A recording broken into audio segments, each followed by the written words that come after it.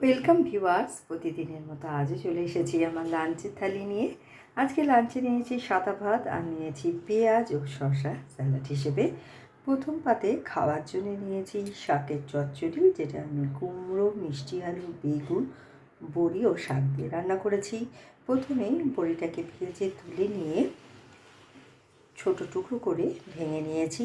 কড়াইয়ে তেলে 5 ফোড়ন ও শুকনো লঙ্কা ফোড়ন দিয়ে কুমড়ো, মিষ্টি আলু, বেগুন ভাজা ভাজা করে ওর মধ্যে বড় টুকরো করে কুচিয়ে রাখা শাক দিয়ে আমি নুন, হলুদ ও মিষ্টি দিয়ে এটা তৈরি করেছি। নামানোর সময় ভাজা বড়িগুলো আমি এর উপরে দিয়ে দিয়েছি।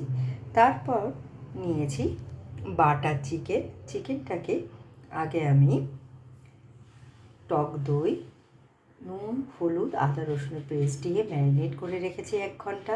তারপর একটা প্যানে একটু সাদা তেল ও বাটার দিয়ে আমি চিকেনটাকে বেশ খানিকটা ভাজা ভাজা করে নিয়েছি। এবার কড়াইয়ে তেলের মধ্যে পেঁয়াজ কুচি, একটু রসুন কুচি, আদা ও বেশ খানিকটা টমেটো আর 2-4টে কাজু বাদাম ভেজে মিক্সারে পেস্ট করে নিয়েছি। এবার কড়াইয়ে আর একটু বাটার দিয়ে ওই পেস্ট করা মশলাটা ভালো করে কষিয়ে ওর মধ্যে ভেজে রাখা চিকেন দিয়ে আমি বাটার চিকেনটা করেছি। নামানোর সময় একটু কসুরি মেথি আর একটু বাটার আমি এতে দিয়েছি। আর শেষ পাতে খাওয়ার জন্য নিয়েছি আমের চাটনি, যেটা আমি 5 ফোড়ন দিয়ে রান্না করেছি। তো কেমন লাগলো আপনাদের আমার এই লাঞ্চের থালিটা? ভালো লাগলে লাইক, শেয়ার এবং সাবস্ক্রাইব করবেন আমার চ্যানেলকে। Thank you for watching.